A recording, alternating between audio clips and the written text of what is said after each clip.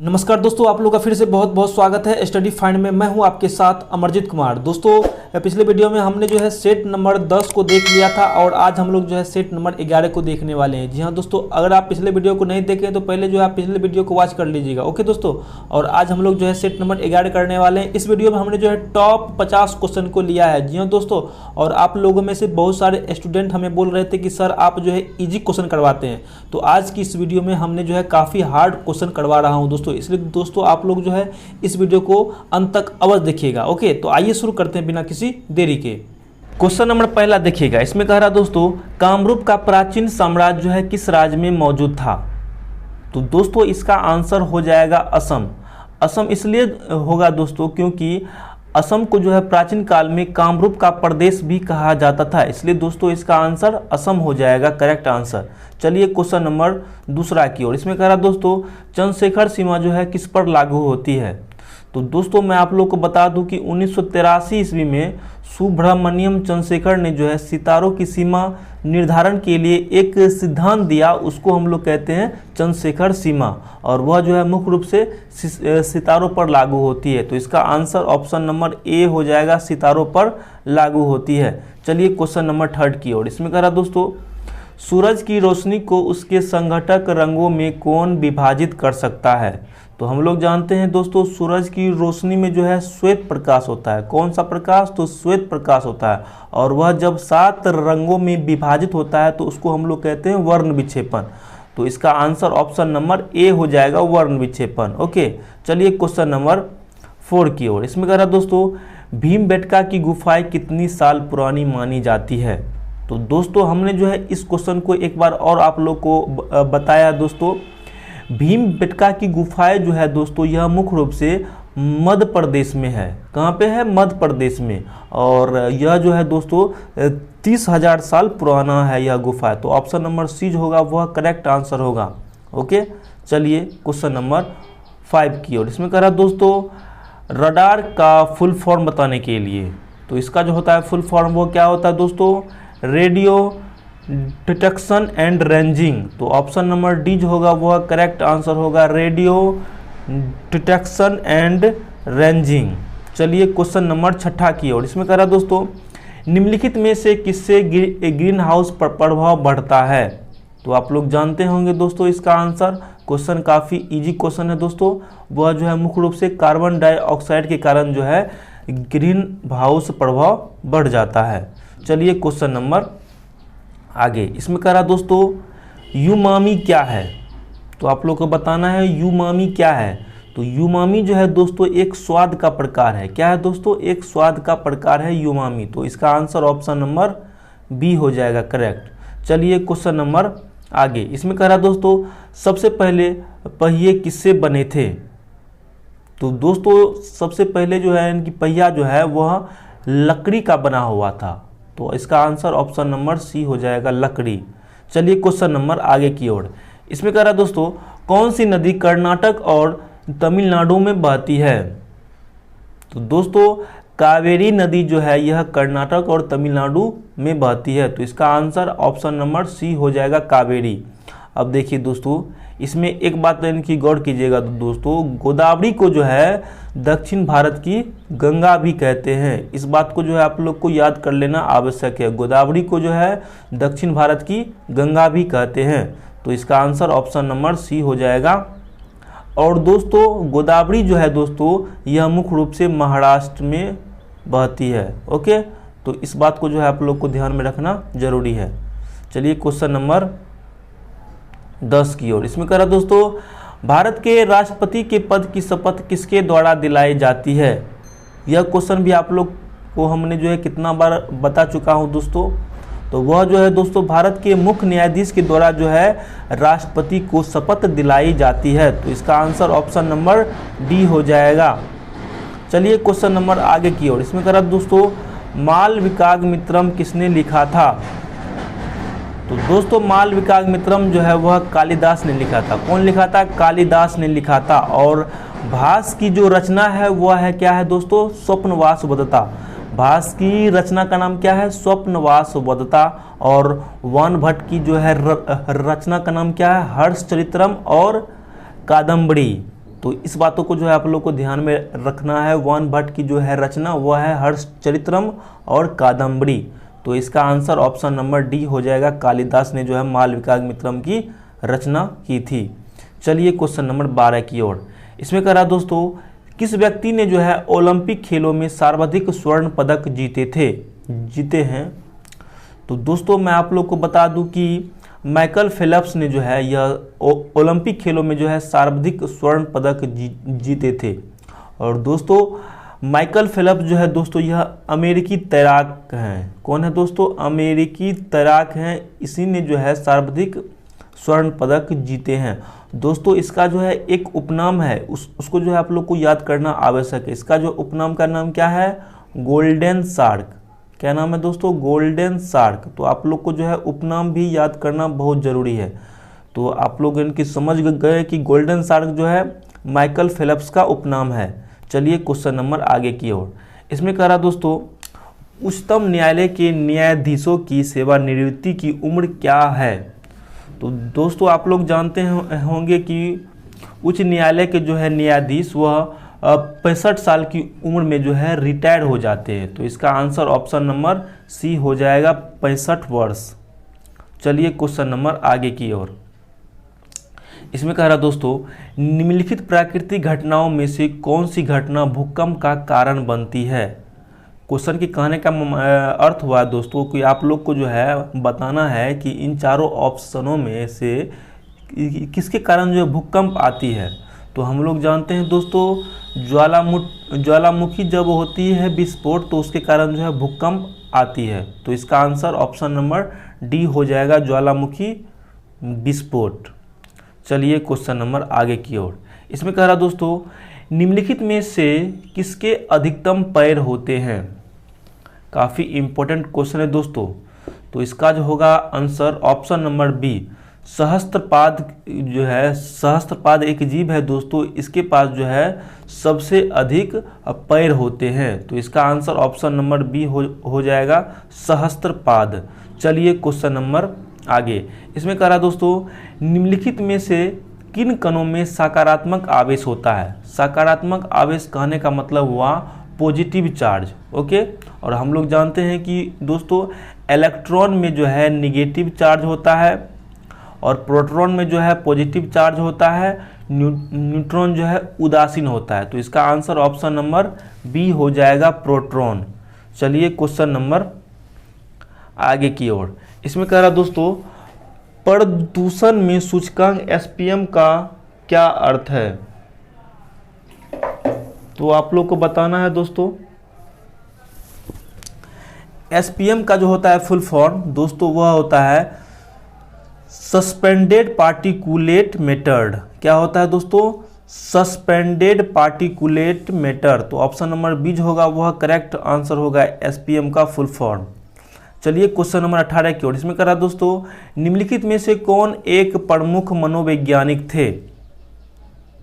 तो दोस्तों Sigmund Freud जो थे, सिगमंड फ्रायड यह एक प्रमुख मनोवैज्ञानिक थे। तो इसका आंसर ऑप्शन नंबर सी हो जाएगा, सिगमंड फ्रायड। चलिए क्वेश्चन नंबर आगे की ओर। इसमें कह रहा दोस्तों, बेकिंग सोडा क्या है। इन चारों ऑप्शनों में से बताना है कि बेकिंग सोडा का रासायनिक नाम क्या है। तो हम लोग जानते हैं दोस्तों सोडियम बाइकार्बोनेट NaHCO3 जो होता है यह बेकिंग सोडा होता है। इसमें जो है आप लोग को एक बात और ध्यान में रखना है, सोडियम कार्बोनेट Na2CO3 को जो है दोस्तों हम लोग कहते हैं धोवन सोडा। तो आप लोग को जो है यह भी याद करना आवश्यक है। तो इसका आंसर ऑप्शन नंबर सी हो जाएगा, सोडियम बाइकार्बोनेट। चलिए क्वेश्चन नंबर आगे। इसमें कह रहा दोस्तों, लास्ट सफ़र जो है किसने लिखा था। तो दोस्तों इसका जो है इस क्वेश्चन को हमने जो है आपको एक बार और बताया था। तो लियोनार्डो दा विंसी ने जो है दोस्तों लास्ट सफ़र की रचना किया था। तो इसका आंसर ऑप्शन नंबर बी हो जाएगा करेक्ट आंसर। चलिए क्वेश्चन नंबर आगे की ओर।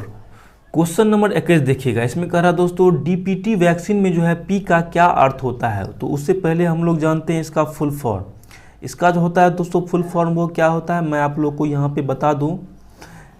इसका फुल फॉर्म होता है डिप्थीरिया टेटनस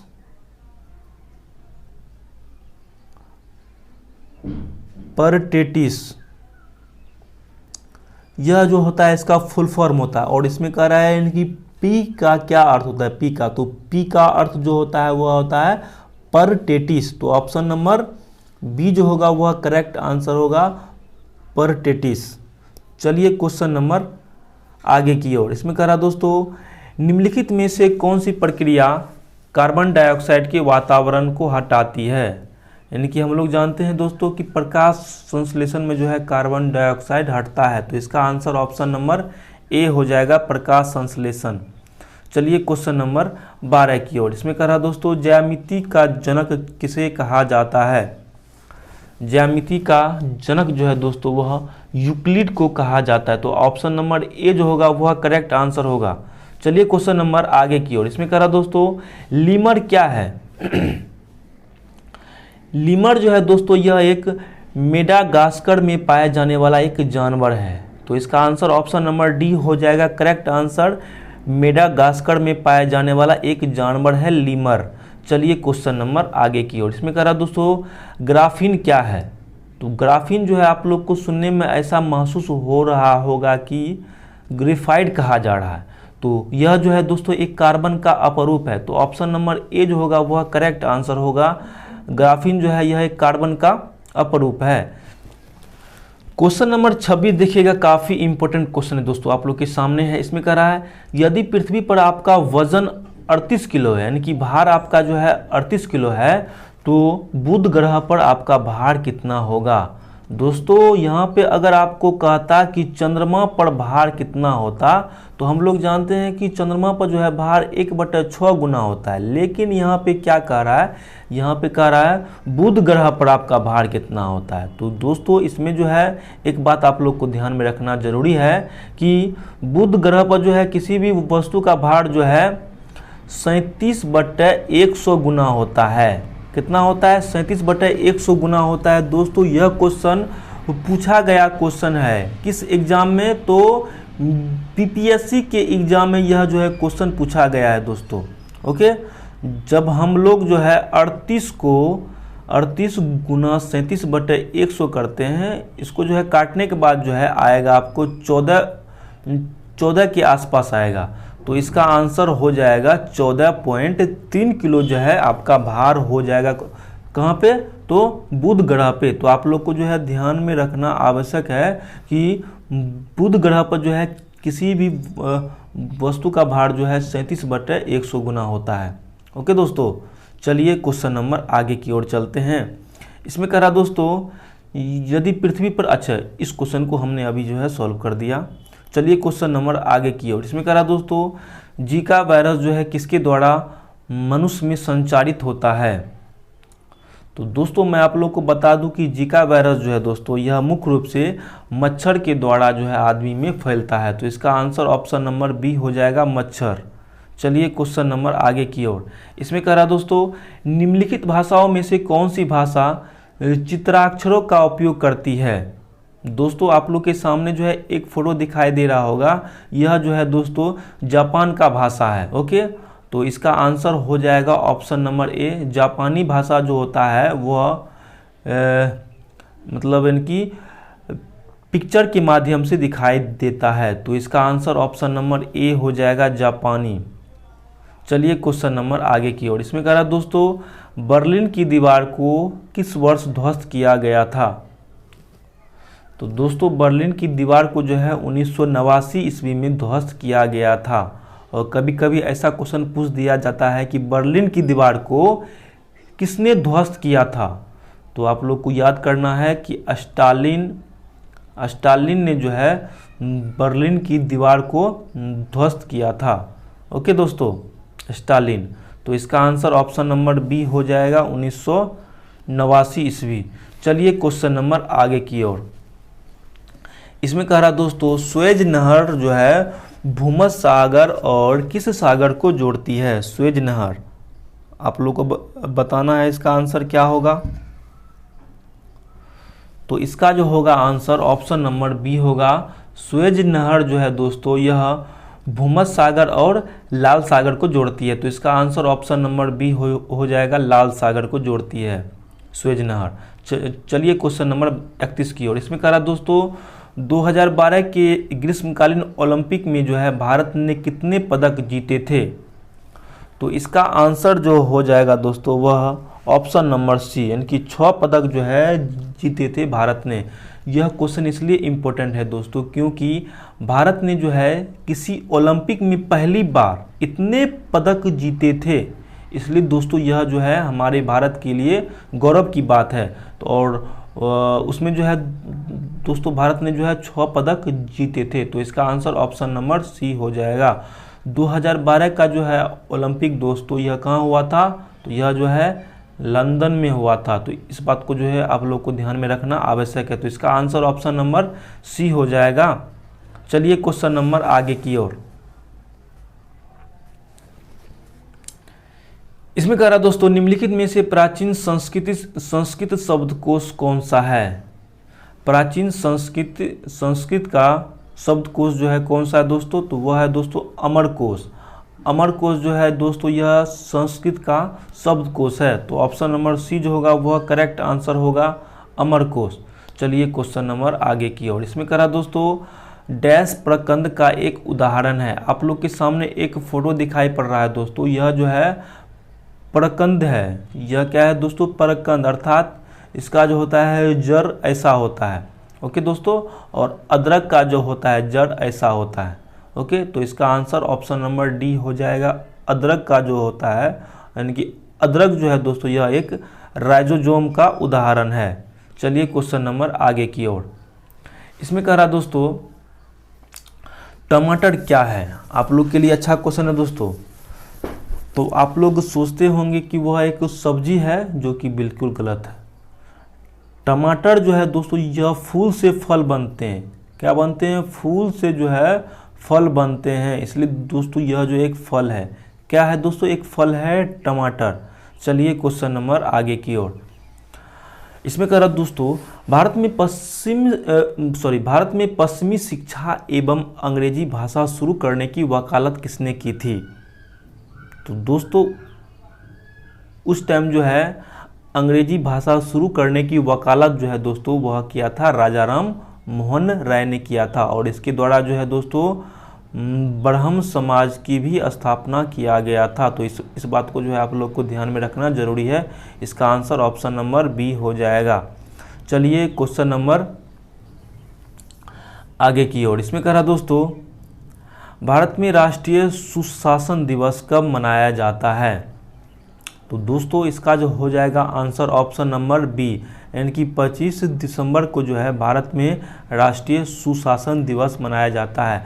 आप लोग को जो है इसमें एक बात को ध्यान में रखना आवश्यक है कि सुशासन दिवस जो है दोस्तों वह अटल बिहारी वाजपेयी के जन्मदिन के अवसर पर जो है 2014 में मोदी सरकार ने जो है यह घोषणा किया था कि 25 दिसंबर को जो है राष्ट्रीय सुशासन दिवस मनाया जाए। तो इसका आंसर ऑप्शन नंबर बी हो जाएगा, 25 दिसंबर। चलिए क्वेश्चन नंबर आगे की ओर। इसमें कह रहा दोस्तों ओटीसी दवा क्रोसिन एक डैश दवा है। तो ओटीसी जो है दोस्तों एक दवा है, वह जो है दर्दनाशक एवं ज्वरनाशक दवा है। तो ऑप्शन नंबर सी जो होगा वह करेक्ट आंसर हो जाएगा। चलिए क्वेश्चन नंबर आगे की ओर। इसमें कह रहा दोस्तों तांत्रिक योगिनी पंथ का मूल स्थान डैश माना जाता है।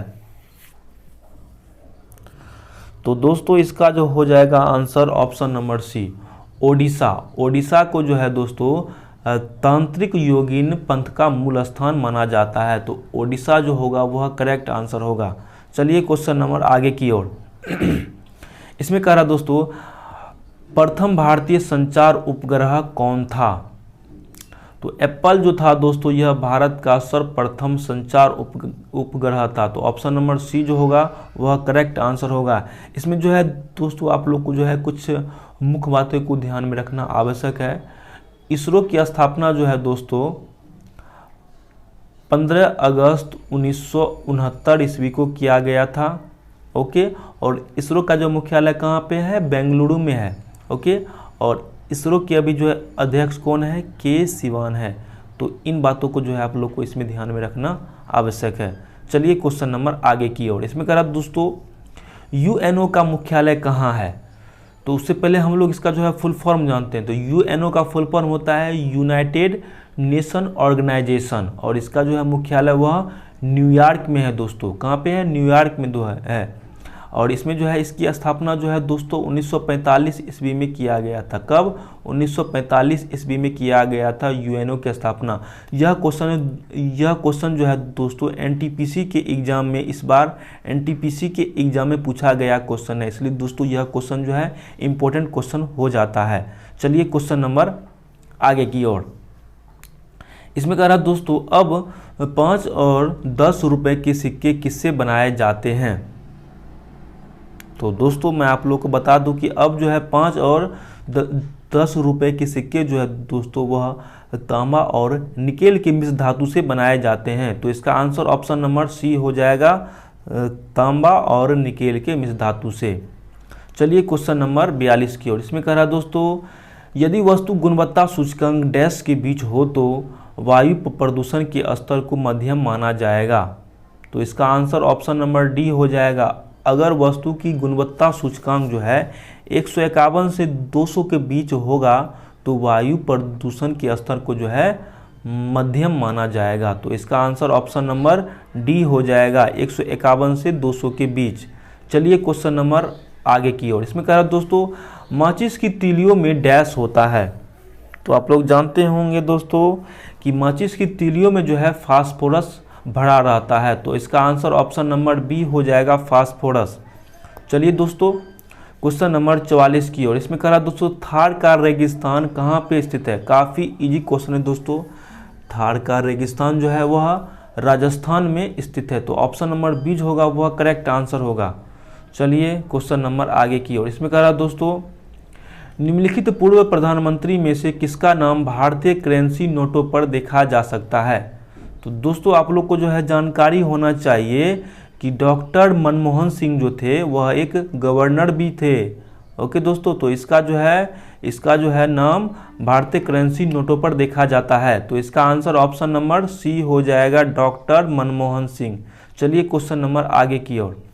इसमें कह रहा दोस्तों शिमला समझौता 1972 पर जो है किसके द्वारा हस्ताक्षर किए गए थे।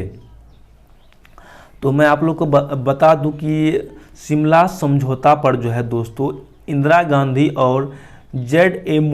भुट्टो का जो है हस्ताक्षर है। इंदिरा गांधी और Z.A. भुट्टो का जो है इसने हस्ताक्षर किया था। Z.A. भुट्टो जो था दोस्तों यह पाकिस्तान का राष्ट्रपति था। कौन था, तो पाकिस्तान का राष्ट्रपति था Z.A. भुट्टो। तो इसका आंसर ऑप्शन नंबर बी हो जाएगा। ओके, चलिए क्वेश्चन नंबर आगे की ओर। इसमें कह रहा दोस्तों IFSC जो है, IFSC का पूरा नाम आप लोगों से इसमें पूछ रहा है। तो IFSC का जो होता है पूरा नाम वह होता है इंडियन फाइनेंशियल सिस्टम कोड। तो ऑप्शन नंबर बी जो होगा वह करेक्ट आंसर होगा। दोस्तों इस बार के बिहार पुलिस के एग्जाम में जो है ऐसा क्वेश्चन पूछा गया था कि IFSC कोड में जो है वह कोड कितने अंक का होता है। तो IFSC कोड में जो है 11 अंक का कोड होता है। यह क्वेश्चन जो है बिहार पुलिस के एग्जाम में पूछा गया था। ओके दोस्तों, तो आप लोग को जो है इसका फुल फॉर्म भी आप लोग को याद करना आवश्यक है। इसका फुल फॉर्म क्या होता है, इंडियन फाइनेंशियल सिस्टम कोड। अब चलिए क्वेश्चन नंबर 48 की ओर। क्वेश्चन नंबर आगे देखिएगा। इसमें कह रहा है दोस्तों डैश में विटामिन डी सबसे ज़्यादा होता है। तो दोस्तों हम लोग जानते हैं कि सूर्य के किरणों में जो है विटामिन डी यानी कि पाया जाता है, लेकिन सबसे ज़्यादा जो है विटामिन डी वह मछली के तेल में पाया जाता है। तो इसका आंसर ऑप्शन नंबर सी हो जाएगा, मछली का तेल। चलिए क्वेश्चन नंबर आगे की ओर। इसमें कह रहा है दोस्तों सामान्य आँख के लिए स्पष्ट दृष्टि की न्यूनतम दूरी कितनी है। काफ़ी इजी क्वेश्चन है दोस्तों, तो आप लोग जो है इसका आंसर गेस कर सकते हैं। दोस्तों आप लोग को जो है इसका आंसर हमें कमेंट बॉक्स में बताना है। ओके, चलिए क्वेश्चन नंबर आगे की ओर। इसमें कह रहा दोस्तों ऑन्कोलॉजी जो है, ऑन्कोलॉजी किस बीमारी के उपचार से जुड़ा हुआ है।